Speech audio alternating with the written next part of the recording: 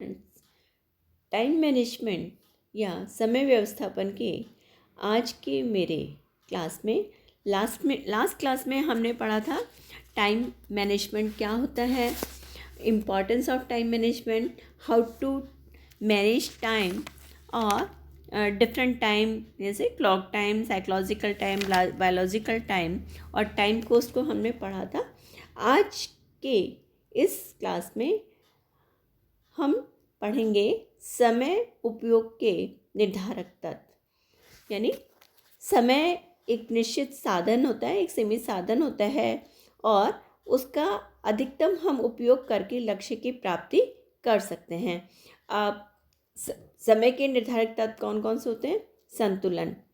संतुलन यानी फर्स्ट है बैलेंस। संतुलन एक मार्गदर्शक का कार्य करता है। समय के संतुलन में 3 बातों पर विशेष ध्यान देना चाहिए, जैसे कार्य, विश्राम और मनोरंजन। यानी जब भी हम बैलेंस की बात करते हैं तो 3 फैक्टर्स हमारे लिए इम्पॉर्टेंट होते हैं। फर्स्ट होता है कि हम क्या कार्य करेंगे, सेकंड है रेस्ट और थर्ड होता है मनोरंजन। यानी तीनों में यदि बैलेंस है तो ही हम यानी उसमें बैलेंस स्थापित कर पाएंगे और व्यक्ति के जीवन में भावनात्मक और मानसिक संतुलन इससे बना रहता है। एक व्यक्ति के जीवन में कार्य का महत्वपूर्ण स्थान होता है। व्यक्ति कार्य के प्रति किस प्रकार की मनोवृत्ति रखता है वो उसके संतुलन को प्रभावित करता है। कुछ लोग कार्य को अनिवार्य मानते हैं, कार्य को अधिक महत्व देते हैं और दूसरी बातों के बीच में समायोजन स्थापित करते हैं। दूसरी ओर कुछ व्यक्ति कार्य को बोझ मानते हैं और जल्दी ही उस काम को समाप्त करने की कोशिश करते हैं। तो यानी जब भी हम किसी काम को करेंगे उसमें हमारा रचनात्मक दृष्टिकोण महत्वपूर्ण होता है और जब भी हम किसी कार्य को करते हैं तो उसमें एक नवीनीकरण भी होता है। नेक्स्ट है हमारा टाइप ऑफ वर्क। किस प्रकार का कार्य है? परिवार में सदस्यों को व्यक्तिगत कार्य होते हैं तथा कुछ कार्य सभी लोग साथ मिलकर पारिवारिक कार्य भी करते हैं। दिन भर के कार्यों में इस प्रकार से समायोजन करना चाहिए कि सभी कार्य प्रॉपरली हो सके। अब कौन कौन से कार्य एक व्यक्ति पूरे दिन में करता है? फर्स्ट है पर्सनल वर्क यानी व्यक्तिगत कार्य, यानी व्यक्तिगत लक्ष्यों की पूर्ति के लिए करता है और वो अपने परिवार को ध्यान में रख कर करते हैं। सेकंड है पारिवारिक कार्य, हाउस होल्ड कार्य। प्रत्येक व्यक्ति का समय निर्धारित होता है, जैसे भोजन, सोना, सदस्यों की रुचि के अनुसार घर के दूसरे कार्य करना, सदस्यों की रुचि, आवश्यकता और समय उपस्थिति को देखकर वो अपने कार्य को करता है। नेक्स्ट है सीजनल और एनुअल कार्य। कुछ कार्य जो होते हैं वार्षिक या मौसम के अनुसार होते हैं, जैसे गर्म कपड़े बनाना, अचार बनाना, गेहूं डलवाना। यानी जिनके लिए कोई दैनिक कार्य योजना जो होती है उसी में से थोड़ा सा समय हमें अलग से निकालना होता है जो कि पर्टिकुलर सीजन में होता है। जैसे अचार, जैसे आम का अचार है वो हम कब बना रहे? गर्मी के मौसम में, है ना, मई जून में, मई में। इसी तरह से हल्दी का अचार हम कब बना रहे? सर्दियों में। या जैसे अपने जैसे राजस्थान में लड्डू खाने का बहुत ट्रेंड है। सर्दी का मौसम होता है तो गोंद के लड्डू, मेथी के लड्डू, तिल के लड्डू। तो यानी ये हमारा क्या होता है? सीजनल कार्य होता है, एक सीजन में हम करते हैं। नेक्स्ट है वीकली वर्क यानी साप्ताहिक कार्य। जो कार्य दैनिक कार्यों के साथ नहीं किए जा सकते और वह सप्ताह में एक बार संपादित करने होते हैं वो हम वीकली कार्य कहते हैं। जैसे सिलाई का कार्य करना, कुछ विशिष्ट सफाइयाँ करना, वो सब हमारा वीकली काम होता है। नेक्स्ट है डेली रूटीन। डेली रूटीन कई कार्य ऐसे होते हैं जो दैनिक रूप से संपादित करने होते हैं, जैसे व्यक्तिगत स्वच्छता, भोजन, स्कूल जाना, ऑफिस जाना, कुछ घरेलू कार्य जो कि रोज़ ही हमें संपादित करने होते हैं। कुछ होते हैं हमारे इमरजेंसी कार्य। इमरजेंसी वो कार्य वो होते हैं, कुछ कार्य पहले से निर्धारित नहीं होते हैं और वो अचानक से ही आ जाते हैं। ऐसे कार्य रिक्त समय में किए जा सकते हैं, लेकिन कई आकस्मिक कार्यों को हमें तुरंत ही करना होता है। जैसे कोई मेहमान आएंगे, उनके लिए हमें भोजन बनाना है। यदि कोई चोट लग गई तो उसको दिखाना है। ये तो यहाँ पे क्या होता है, हमारी प्रायोरिटी जो होती है वो चेंज हो जाती है। समय के महत्व कार्य को प्राथमिकता को देखकर और व्यक्ति के विचारों के आधार पर उसमें थोड़ा बहुत हम चेंज कर सकते हैं। कार्यों में समय का संतुलन स्थापित करते समय ये ध्यान रखना चाहिए, जिन कार्यों में अधिक सदस्यों की आवश्यकता है, ऐसे कार्य ऐसे समय पर करने चाहिए जबकि घर के सभी सदस्य उपस्थित हों। नेक्स्ट है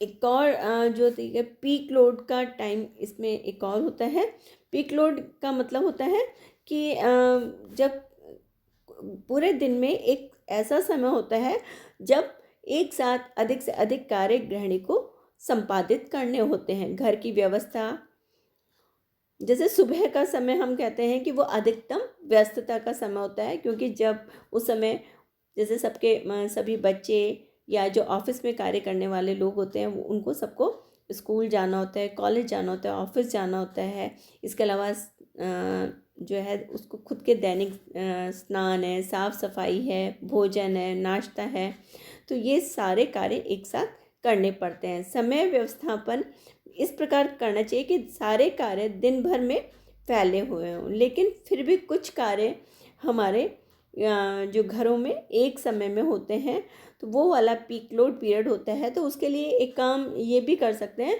कि उनके लिए हम पहले प्रिपरेशन कर लें, या कुछ होम गैजेट्स का उपयोग कर सकते हैं, जिससे ऊर्जा, शारीरिक ऊर्जा और श्रम और शक्ति और टाइम जो है वो कम से कम खपत हो।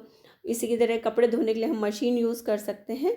तो इस तरह से हम कर सकते हैं। फिर है वर्क कर्व। वर्क कर्व का मतलब होता है कार्यव्रत या चक्र।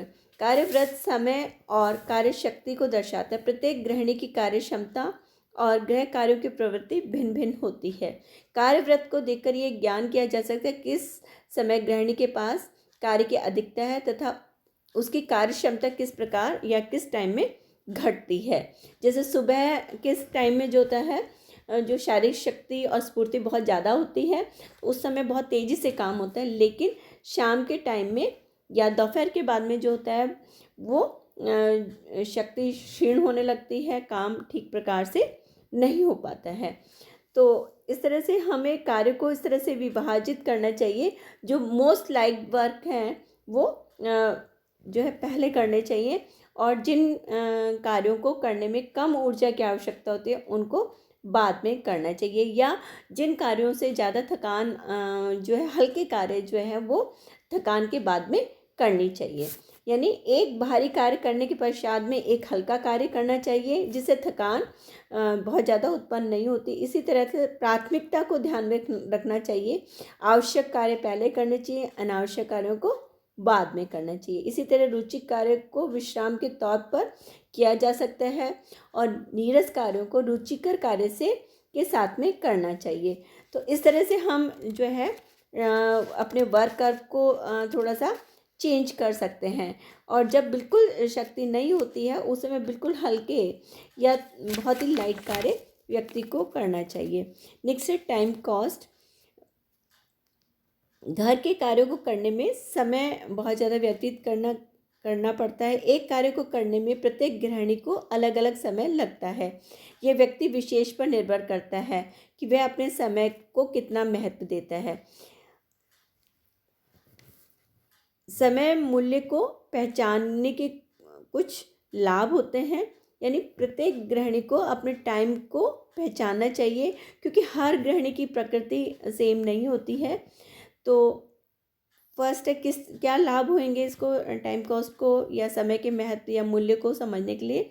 इसका एक तो लाभ ये होगा कि कार्य को करने के लिए निर्धारित समय निर्धारित हो जाता है। सेकंड है समय की बचत होती है, और कितना समय किसी कार्य को करने में लगेगा उसका हम आराम से मूल्यांकन कर लेते हैं।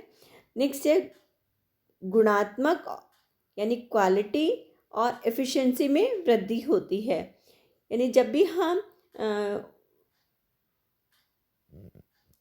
श्रम और शक्ति बचाने वाले उपकरण का उपयोग करते हैं तो उससे हमारी क्या होगी, क्वालिटी और एफिशिएंसी में वृद्धि होगी। नेक्स्ट है सीक्वेंस ऑफ वर्क। इस प्रकार से हो जाता है कि भारी कार्य के बाद में हल्का कार्य करते हैं। इसके अतिरिक्त स्थान व कार्य क्षेत्र पर भी हम विशेष ध्यान देते हैं। एक जैसे यदि कोई भी काम थोड़ा सा ऑर्गेनाइज वे में है तो उसमें समय कम व्यतीत होता है, और यदि अव्यवस्थित है तो उसमें समय अधिक लगता है। नेक्स्ट है रेस्ट पीरियड। विश्राम शरीर के लिए महत्वपूर्ण तत्व होता है। दिन भर शारीरिक मानसिक कार्य करने के बाद में थकान उत्पन्न होती है। शरीर को पुनः शक्ति और स्फूर्ति देने के लिए विश्राम करना आवश्यक होता है। और थकान के कारण से थकान शारीरिक भी होती है, मानसिक भी होती है, और इसके बाद में हमें विश्राम करना बहुत ज़्यादा ज़रूरी होता है, क्योंकि अधिक कार्य करने से जो है व्यक्ति बहुत ज़्यादा थक जाता है। तो टोटल कार्य के समय का 57% जो टाइम है हमें विश्राम देना जरूरी होता है। मानसिक कार्य करने वाले को 40 मिनट के बाद में 2 मिनट का विश्राम मिलना जरूरी होता है। विश्राम कितना करेगा ये व्यक्ति पर निर्भर होता है। नेक्स्ट है सदस्यों का टाइम डिवीज़न या टाइम डिस्ट्रीब्यूशन। प्रत्येक परिवार के सदस्य को इस तरह से जो है व्यवस्था करनी चाहिए कि परिवार के जो पारिवारिक लक्ष्य को प्राप्त करने के लिए प्रत्येक सदस्य की समय योजना के अनुसार उन कार्यों में वो अपनी भागीदारी निभा सके। और जब भी हम फैमिली के मेंबर्स को इन्वॉल्व करते हैं तो ये देखना चाहिए कि उनकी कैपेसिटी, उनके एबिलिटीज़, उनके इंटरेस्ट या उनकी हॉबी के अनुसार उनको काम को सौंपना चाहिए। और दूसरा, जिन लोगों को जिस क्षेत्र में कम काम आता है तो और फैमिली के दूसरे मेंबर को यदि उसमें इंटरेस्ट है तो उनके साथ में मिलकर उस काम को करना चाहिए। नेक्स्ट हमारा है प्रोसेस ऑफ टाइम मैनेजमेंट। 3 इसके प्रोसेस होते हैं। प्लानिंग ऑफ टाइम, यानी समय क्योंकि बहुत वैल्यूएबल है तो उसकी हमें पूरा का पूरा जो है समय व्यवस्थापन की जो प्रक्रिया उसको फॉलो करना चाहिए, जिससे कि हमारे पारिवारिक और व्यक्तिगत लक्ष्य आसानी से प्राप्त हो सकें। तो उसके लिए हमें क्या करना है? फर्स्ट है प्लानिंग ऑफ टाइम, यानी गृह कार्यों को सुचारू रूप से करने के लिए कार्य योजना बनानी अनिवार्य है। और कोई भी गृहिणी उसको कार्यों की एक सूची बना लेनी चाहिए। प्रत्येक कार्य में कितना समय लगेगा यह भी निश्चित कर लेना चाहिए। और निर्णय करते समय ये भी देखना चाहिए कि इतना समय क्या हमारे पास में है, और ये ध्यान में रखना चाहिए कि उससे हमारे जो लक्ष्य हैं वो प्राप्त हों, विश्राम भी मिले, मनोरंजन भी हो। इस तरह से पूरा बैलेंस बनाते हुए हमें कार्य को करना चाहिए। परिवार की रुचि के सदस्यों की जो है रुचि के अनुसार होना चाहिए, उनकी आदतों के अनुसार। दिन भर के कार्यों की कार्य योजना बनाते समय कार्यों की प्राथमिकता अवश्य ध्यान रखनी चाहिए। नेक्स्ट है 2-3 कार्य एक साथ संपादित हो सके उनका हमें ग्रुपिंग करनी चाहिए। नेक्स्ट है समय निर्धारित करते समय ध्यान रखना चाहिए कार्य को संपादित करने में के लिए पर्याप्त समय हो। नेक्स्ट है फ्लेक्सिबल और व्यवहारिक होनी चाहिए। और नेक्स्ट है कार्य योजना प्रत्येक कार्य में शामिल करने के लिए उसमें हमें व्यक्तिगत, वार्षिक और मौसमी चीज़ों को भी ध्यान में रखना चाहिए। नेक्स्ट है कंट्रोल ऑफ द टाइम, यानी कार्य योजना की सफलता उसके क्रियान्वयन पर निर्भर करती है। योजना बनाते समय अनुमानित समस्याओं का समाधान पहले से ही सोच लेना चाहिए। फिर जो भी कठिनाई क्रियान्वयन के समय आए उन्हें तुरंत नए निर्णय लेकर परिवर्तित कर लेना चाहिए। अनावश्यक कार्यों को हमेशा स्थगित कर देना चाहिए और रिक्त समय का अधिक से अधिक सदुपयोग करना चाहिए। छूटे हुए कार्य या अत्यधिक कार्य किए जा सके तो उसका भी ध्यान रखना चाहिए। नेक्स्ट है समय आयोजन का मूल्यांकन, यानी पूरा हमें प्लानिंग करनी है, टाइम प्लान बनाना है। योजना की सफलता मूल्यांकन के द्वारा जाती है।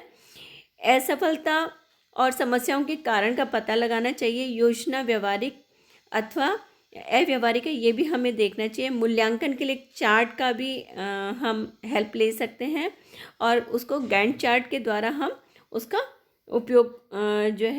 उपयोग गैंट चार्ट को उपयोग में लेते हुए उसको हम कि वास्तव में योजना उचित थी या नहीं थी और भविष्य की हमें योजना बनाते समय इसमें किस तरह का सुधार करना है, इसको भी देखना चाहिए और इसको हम जान सकते हैं और उसका हम संतोषजनक जानकारी भी प्राप्त कर सकते हैं। इस तरह से टाइम प्लानिंग जो है वो बहुत ज़्यादा इम्पॉर्टेंट है, लेकिन हमेशा टाइम प्लान जो हम करेंगे उसमें फ्लेक्सिबिलिटी बहुत ज़्यादा होनी चाहिए, क्योंकि कई बार कोई आकस्मिक कार्य अचानक से आ जाता है तो उसको हमें किस तरह से संपादित करना है, ये बहुत ज़्यादा महत्वपूर्ण है। Thank you students.